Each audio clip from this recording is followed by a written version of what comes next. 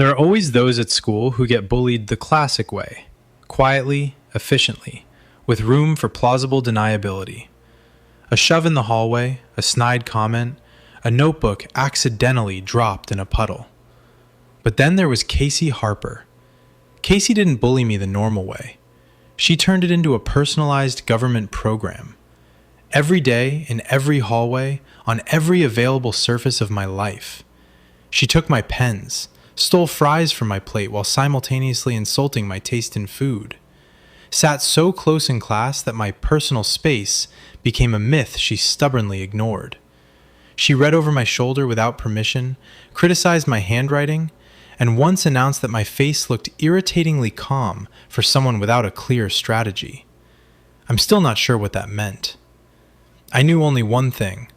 The moment I entered a room, Casey noticed, instantly, as if some part of her nervous system was calibrated specifically for my existence. At first, I thought it was just a personality clash, a joke gone wrong, ordinary school nonsense that would get old. I was an idiot. By October, I understood the truth. Casey wasn't bored with me. Casey was fueled by me. It was Monday, first period. I stood at my locker, trying to find the workbook I'd definitely seen last night and now definitely didn't possess. That alone was annoying. And then I heard her voice. "You look lost." I closed my eyes for a second before turning around. Casey was leaning against the neighboring locker, arms crossed. She looked like the living embodiment of expensive bad intentions. By medical standards, she was unfairly beautiful. Tall, dark-haired, with a sharp gaze. The kind of face that makes people feel like they're being judged, and entirely justifiably so. Even in her school uniform, she managed to look impeccable, as if the rest of us were here to study while she was conducting field research on us. "And you look intrusive." "Good morning," I replied. She smiled, not kindly, never kindly. "Lost something?" "You look suspiciously hopeful." "Maybe." Her smile widened by half a centimeter. I looked at her hands. There, pinched between her fingers, was my notebook. I sighed. "Why do you have it?" "You dropped it." "And your first instinct was theft?" "My first instinct," she parried coldly, "was to save the item from your incompetence." I reached out.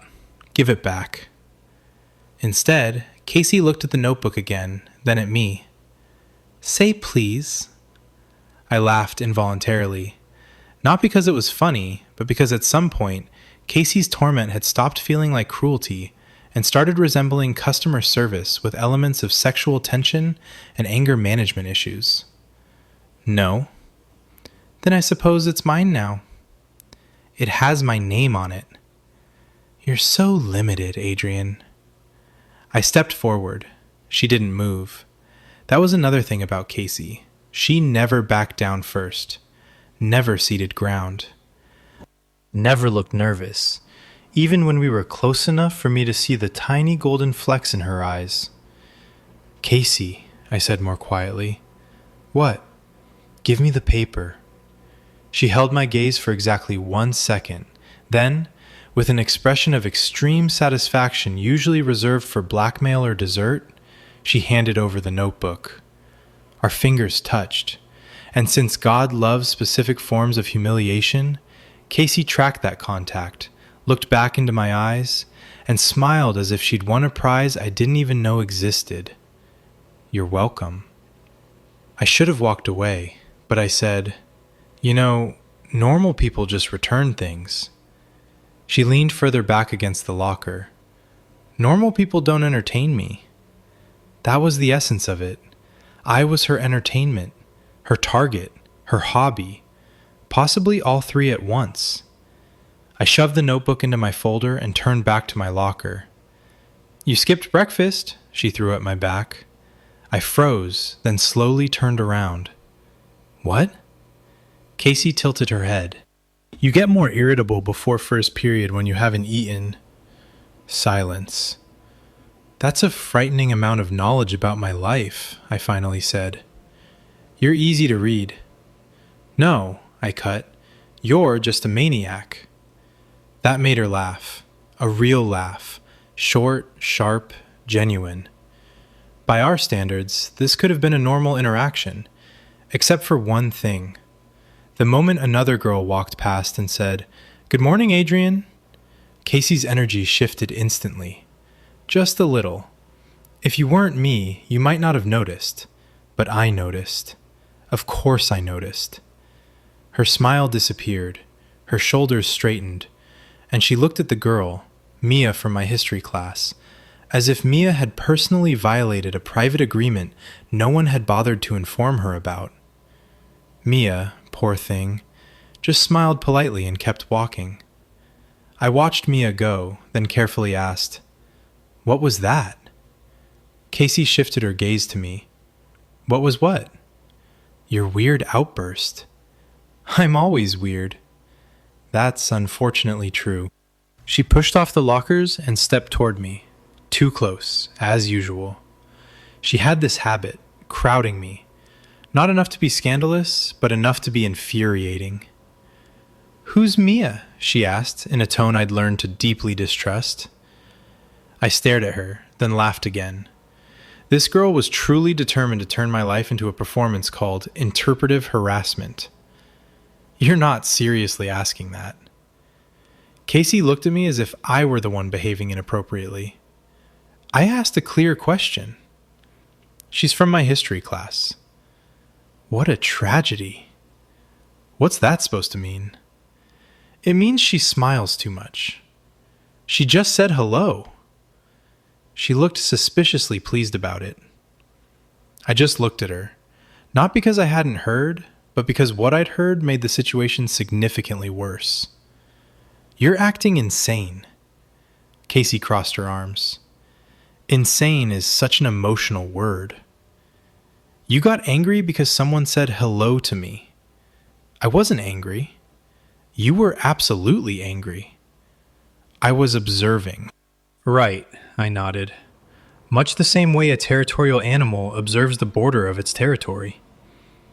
That hit home. Hard enough that her eyes narrowed almost imperceptibly. "Stupid comparison," she said quietly. "And yet you don't like it." The hallway around us had grown quiet, students drifting off to classes while we stood in our own absurd combat zone. And since Casey never backed down when it came to anything personal, she took another step forward. Now we were literally sharing the same air. "You talk to too many other people," she whispered. I made a sound of complete disbelief. "Other people? You mean literally everyone except you?" "I didn't say that." "You meant it." Her jaw tightened. The first bell rang, loud, obnoxious, sent by heaven itself. Casey looked toward the classrooms, then back at me. "Don't let Mia sit next to you in history," she said in a voice that sounded like a veiled threat. I burst out laughing. "You cannot be serious." She smiled again, that private, dangerous smile. "Try me." Then she turned and walked down the hall as if she hadn't just delivered the most unhinged sentence I'd heard before 9 in the morning. I stood by my open locker, feeling my heart beat too fast for a conversation I would later describe as just annoying. Once you notice a pattern, you can't unsee it. That was the main problem. Before, Casey had seemed like just an aggressively unpleasant person. She was interested in my schedule, my food, my posture, and any signs of emotional vulnerability. That was exhausting enough. But now I had context. Now I knew. She changed when someone else spoke to me. Not gradually, not smoothly, but instantly, like a dog hearing a dog whistle. And once I realized that, the evidence started pouring in from all sides. In history, Mia actually tried to sit next to me. Not because she liked me, but because the desks had been rearranged and the only empty chair was next to mine. She dropped her notebook on the desk and asked, "Did you finish that chapter?" I had exactly 1 second to answer before the air around me vibrated. Casey was sitting 3 rows away, by the window. I felt her gaze before I saw Casey herself. I know it sounds dramatic, but with her, there was no other way. Most people enter your field of vision politely. Casey crashed through the side window and started rearranging the furniture. I turned my head slightly. She was staring directly at us. No emotion, no smile, not moving. It was that frightening calm where she was deciding, become a problem immediately or approach this creatively. I turned back to Mia. Yeah, wasn't that bad. Mia made a face. You're insane. That was 30 pages. Behind us, a chair screeched piercingly. I didn't turn around. No need. A second later, Casey's voice materialized right above my ear. Mr. Lawson said we should work in assigned seats. Mia looked up at her. He didn't say that. Casey smiled. Not warmly. Never warmly. No, he didn't, but he should have. I slowly put down my pen and looked at her. Casey, what? You're not the hall monitor in this class. That sounds made up. Mia was looking back and forth between us with the exact expression people have when they've accidentally wandered into the epicenter of a historic conflict. Just then, Mr. Lawson turned from the board. Is there a reason you're standing, Casey? Without taking her eyes off me, she answered, No, sir. Then sit down. That should have brought me satisfaction. It didn't, because when Casey sat, she continued drilling me with her gaze as if Mia had just committed a territorial crime and I had failed to deal with it properly. In the cafeteria, she dropped into the chair across from me and, without a word, stole a fry from my plate. Mia laughs too much, she announced. I stared at her. This is starting to look pathetic. She took another fry. You encourage her. She asked about the reading. You answered in the tone. The tone? Yes, the one you use when you want to seem approachable. I leaned back in my chair and laughed in complete bewilderment. You can't hear variations in my social voice and declare them criminal. Casey tilted her head. I can if they're criminal. That sentence should be studied by scientists. It already is. Mason, sitting nearby with the expression of someone eating excellent popcorn at a mediocre trial, interjected. Honestly, your bullying has been looking suspiciously romantic lately. Casey flicked a glance at him. No one asked you. Mason shrugged. Fair. At that moment, Ava sat down with us. She looked at Casey, then at me, then at the stolen fry in Casey's hand, and sighed. Still going strong, I see. Casey ate the fry. You say that like it's criticism. It is criticism, Ava confirmed, but also admiration. You have layers. I rubbed my face with my palms. Can anyone in this school act normal? Ava looked at me with genuine sympathy. Adrian, your tormentor is jealous of you over homework. We're so far from normal that the word has lost all meaning. That should have embarrassed Casey, but she just glanced at Ava and clarified in an icy tone. Would you prefer I were more subtle? Ava pressed her hands to her heart. Absolutely not. That was Casey in a nutshell. She wasn't ashamed of her feelings. She was only angry that she couldn't control them well enough to hide them. And that made everything worse, because behind her feelings was a frightening conviction. By Thursday, she had interrupted 3 of my conversations, one in the hallway, one after math, and one, literally at the vending machine, where Emma from the Lit Club asked if I had a charger. Casey, appearing from nowhere, cut in. He doesn't. Actually, I did. Emma looked at me. You have a charger. I looked at Casey.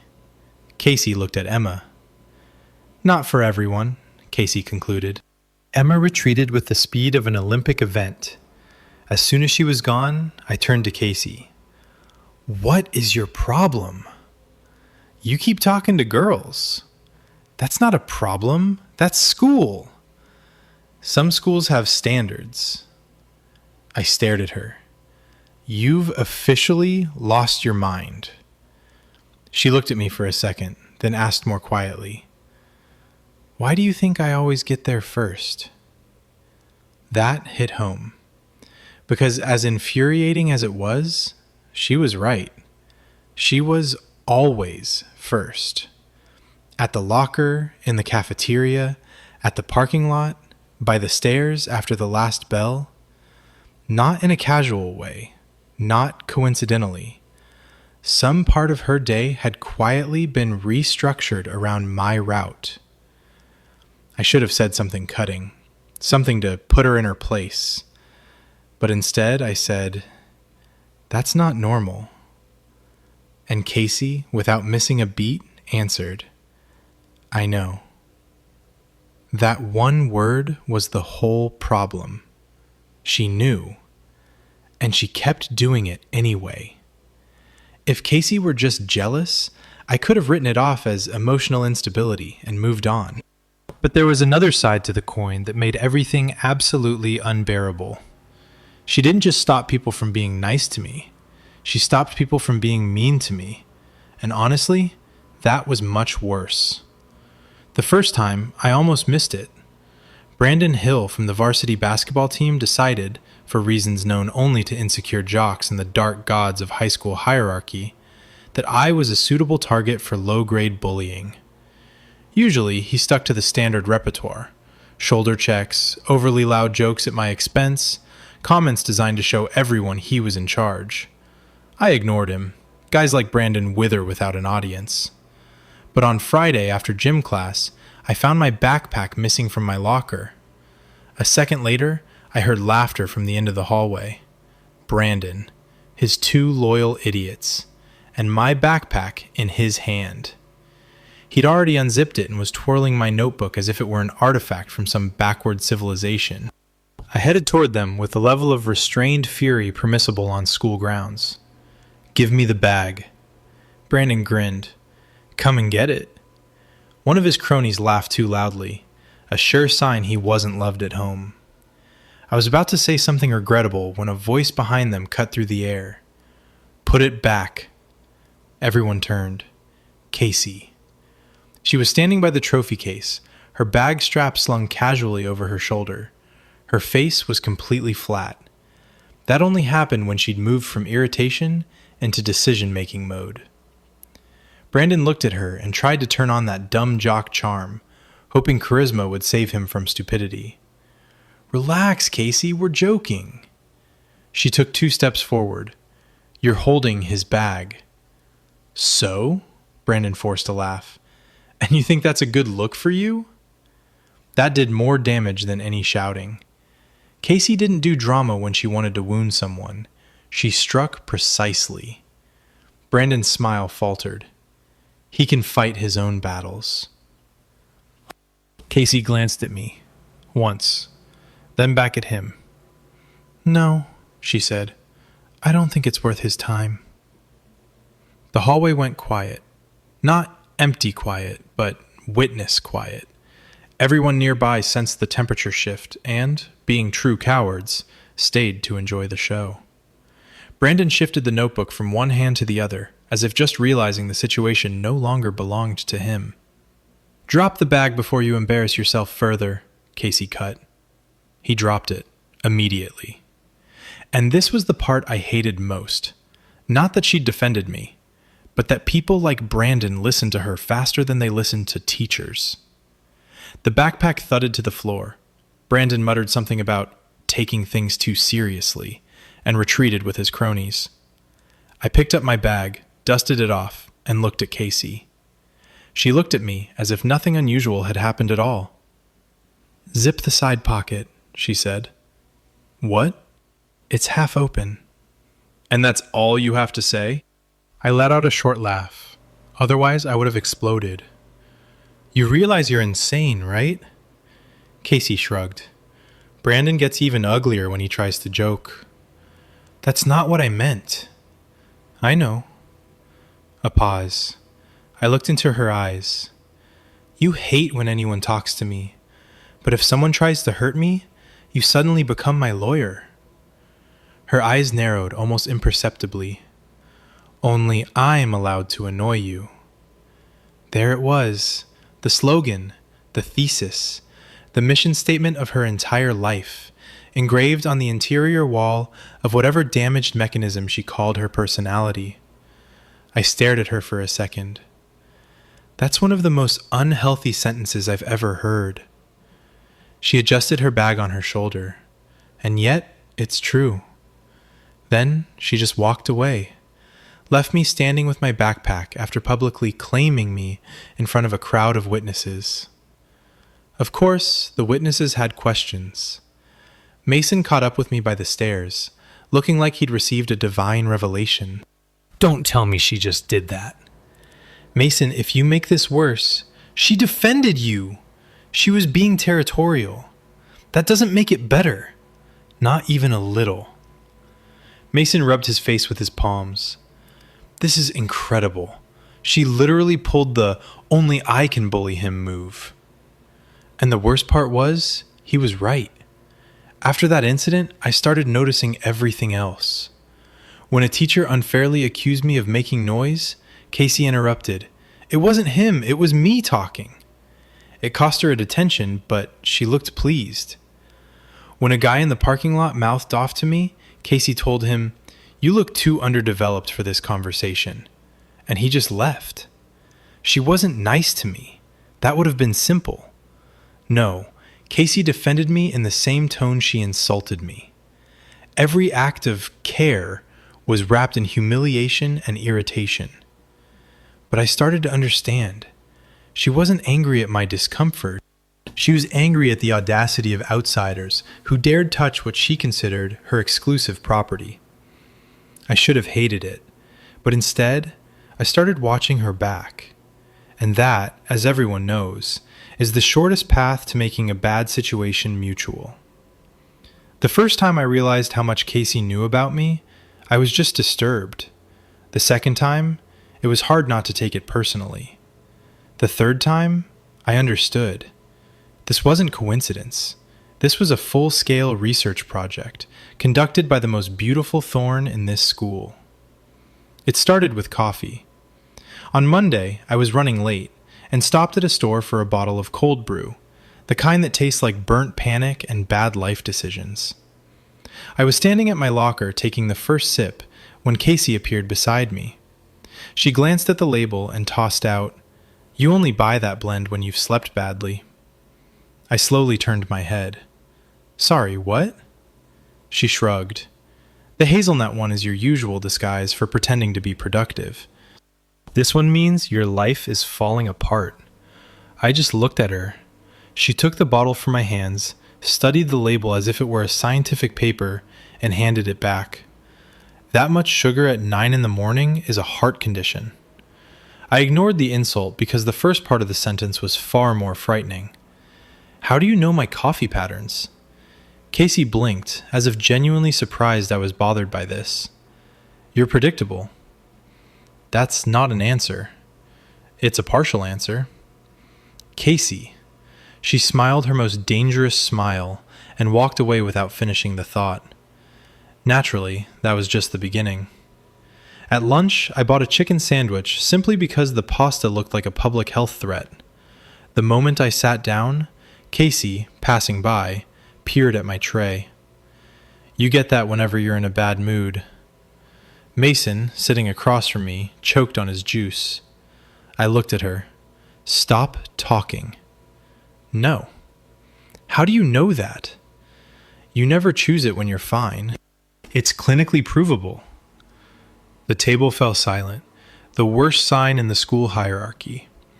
Ava looked from me to Casey, then back to me. "I need to understand," she said slowly. "Does this still qualify as bullying? Or is this bird watching now?" Casey didn't even look at her. She was looking at me. "He rolls up his sleeves when he's genuinely angry and leaves them down when he's only pretending," she added. I froze. Mason slowly put down his fork. "Bro." Ava covered her mouth with her hand and whispered, "Oh my God." I didn't know what annoyed me more, that she knew this habit of mine, or that she was absolutely right. Yes, I did that. And no normal person should have been cataloging my movements for casual use at lunch. You need a hobby, I said. Casey leaned back in her chair, completely unbothered. I have one. Ava made a sound that forced me to look away to keep from laughing. Once I realized the scale of the disaster, the examples started surfacing on their own. She knew when I was lying about having done my homework because, according to her, your fake confidence gets too smooth. She knew I called my mom on Thursdays because on that day, I stood by the gate longer than usual before going home. The final blow came after chemistry. She saw an apple in my backpack and said, "It won't last until Friday." I frowned. What are you talking about? Your fake healthy eating phase. It always ends by Wednesday. I pulled out the apple. How do you know I'm not just enjoying fruit? She looked at the apple, then at me. You always have an annoyed expression when you buy apples. I nearly dropped it. This was beyond normal. I stopped in the middle of the courtyard. Casey took a few more steps, noticed I wasn't beside her, and turned. What? I held up the apple like the main piece of evidence in a murder case. This. What is this? How do you know all this? For the first time in a long while, she didn't answer immediately. And that mattered. Because Casey always had an answer, usually before I'd even finished the question. But now she just stood in the afternoon light, looking at me as if deciding whether the truth would survive. Because I pay close attention, she finally said. Her voice was quieter than usual. That's an abnormal amount of attention. I know, she agreed. And there it was again. She knew. She knew she was watching too closely. Knew she was keeping track of things others didn't even notice. Knew she'd created a detailed file in her head of my habits, my diet, my schedule for calling my parents. And she'd decided that honesty on this topic was less humiliating than denial. That's what people call obsession, I said. The word hung between us, heavy and sticky. Casey's expression didn't change. Almost. Are they wrong? She asked. It wasn't a question. It was a live grenade. I should have said something cutting, but instead, I just looked at her flawless face, which always seemed calm right up until the moment things became too personal. Probably not, I exhaled. Casey's lip twitched almost imperceptibly. She turned and kept walking, as if she hadn't just detonated our entire conversation. I followed her because my survival instinct had apparently taken an indefinite vacation. The rest of the day, that phrase echoed in my head. Are they wrong? No, they weren't. The worst part was, Casey knew too much about me because she'd already made me part of her life in ways I hadn't consented to, but could no longer ignore. The car should have been the moment I finally reconsidered all my life choices. Instead, it became proof that there was no road back to a normal life. It happened on Saturday. Mason had dragged me to the mall because he needed someone with taste to decide whether black boots looked cool or like a divorced magician. That alone was a heavy burden on our friendship. We were in the parking lot when Mason suddenly froze. Okay, just don't react weirdly, he said. That's an impossible condition. He grabbed my sleeve and pointed 2 rows over. Casey was standing there. She was talking to a sales guy near a dark blue sedan. One hand in her coat pocket, face arranged in the expression of a woman negotiating to buy a small European country, not a regular vehicle. She bought a car, I stated. Mason looked at me with pity. That's not the part you should be most concerned about. Look closer. He pointed lower, to the rearview mirror inside the car. Hanging from it was a small laminated keychain, one of those custom ones from mall kiosks. I squinted, and then my body turned to concrete. It was a photograph, and I was in it. Not a posed graduation photo. Worse, a candid shot from some school event. I was half turned, laughing at something off camera. I was wearing that black jacket, looking offensively unaware that I'd become part of someone else's psychological infrastructure. I stared at it through the windshield, then at Mason, then at the photo again. No. Bro, Mason said gently, I have never felt more alive than I do right now. I walked toward her before he could say anything else. Casey noticed me when I was already close. First, she looked at me, then at Mason, then at my face. And since she processed information frighteningly fast, I saw the moment she realized exactly what I'd seen. Her face didn't flinch. That would have been too easy. It went even harder. What are you doing here? She asked. I nodded at the windshield. Interesting question. The sales guy, to his credit, immediately sensed the social collapse in the air and wisely retreated. I'll go finish the paperwork, he muttered, and disappeared. Now it was just us. And the car. And my face dangling from the mirror, like evidence that common sense had left the building. What is that? I asked. Casey followed my gaze, then looked back at me. That, she cut, is none of your business. That's a photo of me in your car, Casey. It's a keychain. Trust me, that's not the defense you want to rely on. Mason made a strangled sound behind us and wisely moved farther away to let me die in peace. Is that from the winter dance? I asked, moving toward the passenger door. No. Then where from? Why would I tell you that? Because you're about one sentence away from making this situation 10 times weirder. Casey crossed her arms over her chest. I just liked the photo, she said. That was it. No excuses, no shame, just the plain truth, delivered as if it were my fault for finding it destabilizing. I leaned against the fender of her new car. You really are obsessed with me. Casey narrowed her eyes.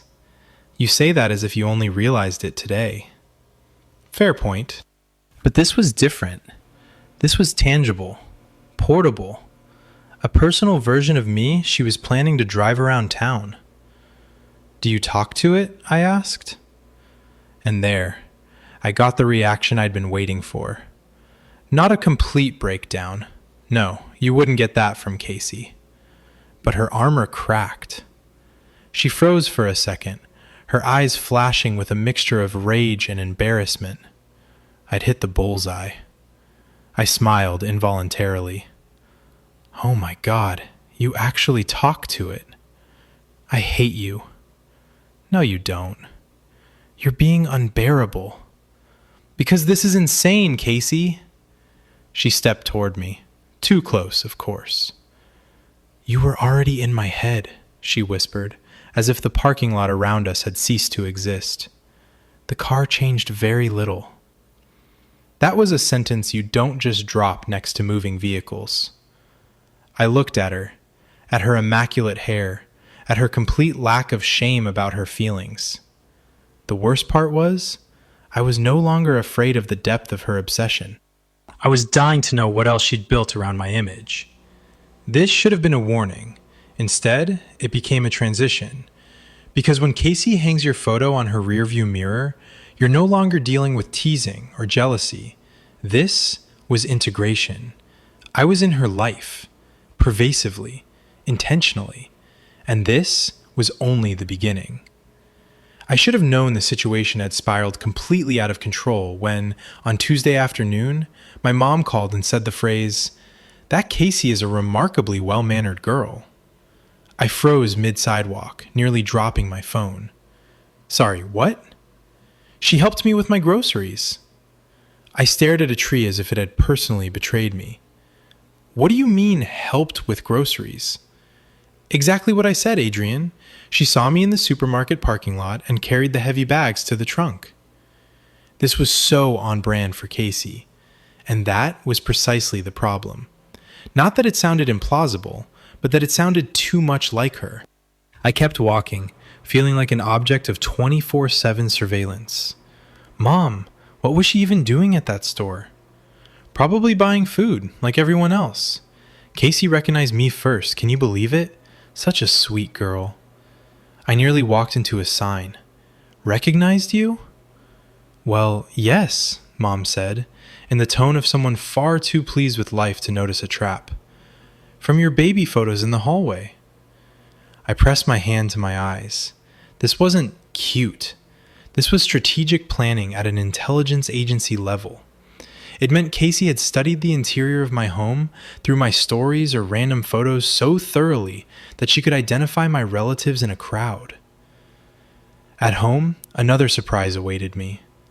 Mom was sitting in the kitchen looking triumphant, and Dad, hearing me come in, peered out from the living room. That dark-haired girl? He clarified. What do you mean, that dark-haired girl? She stopped by on Saturday, Dad explained. Brought your wallet back. I lost the ability to speak for a second. My wallet. I had indeed dropped it in Casey's car on Friday when she gave me a ride home, after declaring public transit an insult to efficiency. I had found it on my desk Saturday evening and assumed Mom had put it there. Turns out, Casey had personally delivered it, like an impeccably dressed debt collector demanding emotional repayment. She came inside? I whispered. Briefly, Dad nodded. She has a great handshake, very confident. And amazing posture, Mom added. I covered my face with my hands. Oh, God. She's polite, Mom repeated. She's a manipulator. She brought your wallet back. She only brought it because she knows my address by heart. Dad chuckled with that annoying parental understanding that devalues any tragedy you're experiencing. Is this the girl you've been saying torments you? Yes. You know, she doesn't seem bad at all. Naturally, Casey texted me 40 seconds after I got to my room. Casey, your mother appreciates expensive olive oil and despises cheap apples. I stared at the screen with a feeling of complete spiritual exhaustion. Me, how do you even know that? Casey, I have functioning eyes. I couldn't take it and called her. She answered on the second ring. You met my parents, I began without greeting. I met your mother twice and your father once. What terrifying precision. Casey, you can't just integrate yourself into my family without my consent. Your address was in your wallet, she parried in her signature icy tone.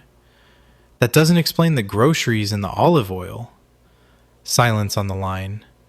Long enough for me to realize I'd stepped into that zone she didn't plan to defend with logic. I wanted them to like me, she finally said, much more quietly. That hit harder than the grocery story. I sat on the edge of my bed.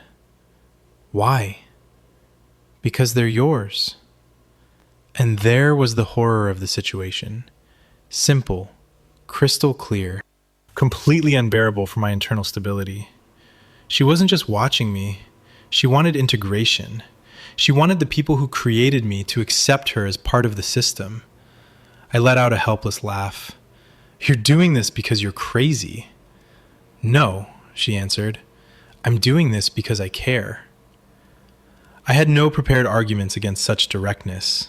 I sat in silence, understanding that she had grown into my schedule, my habits, my car, well, her car with my photo, and now my home.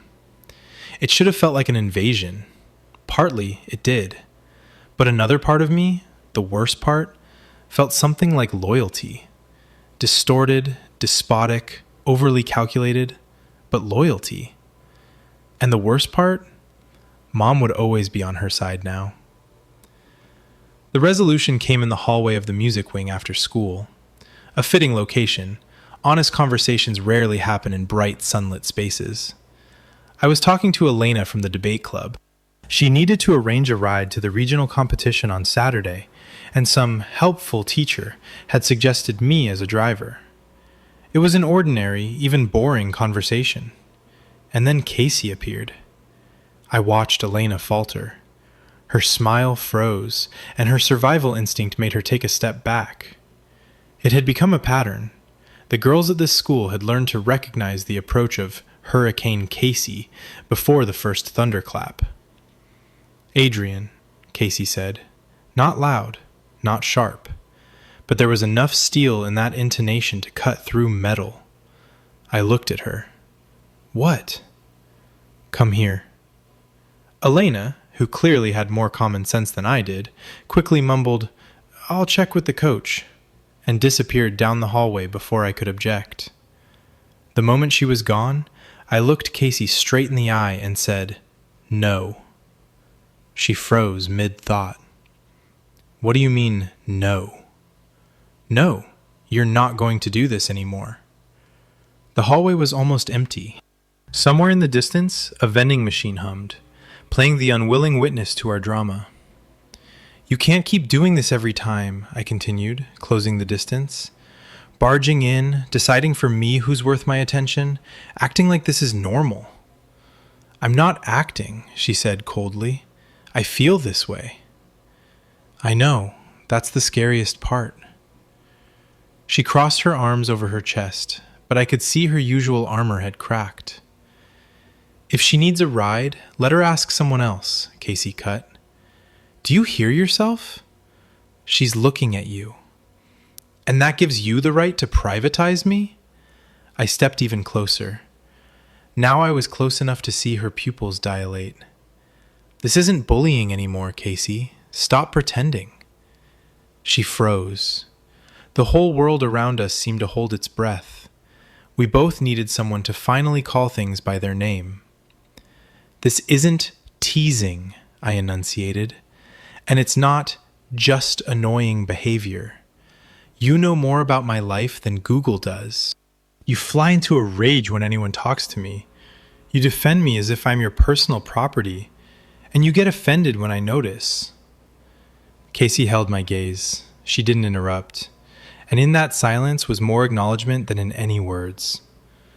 "So what do you think it is?" she asked in a voice stripped of its usual irony. "I think you're obsessed with me." The word finally exploded between us. I expected anything, sarcasm, denial, another jab, but Casey just looked away. And when she spoke again, her voice was quieter than a whisper. "You say that as if I didn't already know." I fell silent. Deep down, I'd still hoped she was doing this unconsciously, that her jealousy was just a reflex, her obsession an unconscious game. But no, she knew. She'd known all along. "Then why?" I asked more gently. "Why keep up this whole bullying circus?" She let out a short, humorless laugh, as if stopping is the easy part. She looked at me again. And this time, there was no trace of polished cruelty in her gaze. There was just a girl whose world had revolved around one person for too long. "I can't stand it when others talk to you as if you're free," she exhaled. That was a sentence I should have run from. But Casey hadn't said it triumphantly. She'd said it as an admission of weakness. The truth had become too big to package effectively, and it had just broken through. "Why?" I asked, because I needed the whole truth. "Because in my head, you've belonged to me for months." There it was, the real statement. Not in reality, not by agreement, but in that closed, carefully guarded, emotionally wild place that Casey had built inside herself. I should have been frightened. The rational part of me was, but another part, the one that had been getting used to her attention for months, understood what it had cost her to say it out loud. I touched her wrist. She flinched, not expecting contact she couldn't control. "You could have just fallen for me like a normal person," I said. She almost smiled. Almost. "Apparently that's a system error." I laughed, because even at the moment of her most sincere confession, she was still Casey. The whole world around us had changed. She was still unbearable, territorial, and ready to commit social sabotage for her goal. But she was no longer my tormentor. She was a girl with terrible methods and one huge problem. And that problem was me. After Casey's confession, the whole school seemed to change its scenery. The lockers stayed just as battered. The cafeteria still smelled of seasonal regret, and Brandon, unfortunately, was still alive. But the subtext of everything had been turned on its head. Now, when she stole my fries, it wasn't a random whim. When she stood too close in the hallway, it stopped being a show of dominance. And her "Where are you?" texts, if I was even 5 minutes late for lunch, could no longer be written off as ordinary stalking. Everything now had a center. She was in love with me. Quirkily, aggressively, with the same grace with which a storm chooses a single house to rip the roof off. And, far more humiliatingly, I seemed to love her back. Casey didn't become sweet overnight. Her personality was structural, beyond repair. She still criticized my food choices, still hated when other girls laughed too long at my jokes, and still ignored the very concept of personal boundaries. The difference was that now she knew. I knew. It softened the edges, just a little. In the cafeteria, she still looted my tray, but now if I looked at her too long, she'd mutter, "Don't make that face." In Casey language, that was a tender confession that should have come with subtitles. Mason, seeing us together for the first time after the official acknowledgement, looked from one to the other and sighed, "This is so much worse now." "For whom exactly?" Casey clarified. "For me. Before, you were just a sexy threat to society. Now you're a couple, and I have to watch Adrian become unbearably happy because of your criminal behavior." Ava adapted instantly. "You realize what this means, right? She wasn't bullying you. She was running predates through violence." The final resolution came over dinner at my house. When a girl has already charmed your mother in a parking lot and personally returned your wallet to your father, your life no longer belongs to you. Casey arrived in black, naturally. Mom was delighted within 3 minutes. Dad was impressed by the dessert. My brother texted me from across the table. "You're hopelessly gone, dude." He was right. Not because she behaved badly, but because she was flawless. She was polite, witty, and even helped clear the dishes, after which Mom looked at me as if I'd accidentally brought home someone clearly out of my league. I found Casey in the kitchen, rinsing a plate. "You're enjoying this too much," I whispered, coming up behind her. "Your mother adores me," she replied without turning around. "That's not an answer." "It's enough." I stepped closer. "You really wanted this." She set down the plate, dried her hands, and turned to me. And again, that look. Without weapons, without armor, without irony. "Yes," she said, "I did." After dinner, standing by her car, she looked at me with that heavy, focused gaze of hers. "You didn't mention that your mother collects old cookbooks. Why is that your main takeaway from the evening?" "Because now I know what to give her." I laughed involuntarily. That was Casey in a nutshell. Her mind had already switched to the next phase, deeper integration into the architecture of my life. "You're frighteningly determined," I noted. She opened her car door, turned back, and said, "I told you, I've been serious for a long time." That was the essence of it. Beneath the jokes about obsession and territorial disputes lay something simple. She was serious. She knew my coffee, my habits, my mom, my daily routine, how I rolled up my sleeves when I was angry, what food I bought when I lied to myself about healthy eating. She had integrated me into her reality months before I even understood what was happening. And by the time she confessed, I was standing too close to pretend I wasn't flattered, frightened, and equally in love. My tormentor was obsessed with me. She'd turned my social life into a war zone and hung my photo in her car. But in the end, the truth was simple. She'd never been trying to ruin my life. She'd just fallen for me in the worst and most effective way possible.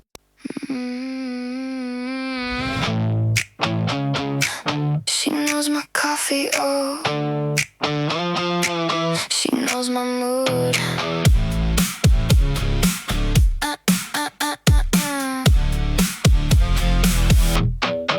She steals my fries and she rolls her eyes. She knows my schedule, knows my lies. Sits too close like she owns the chair. Reads my notebook like she's already there.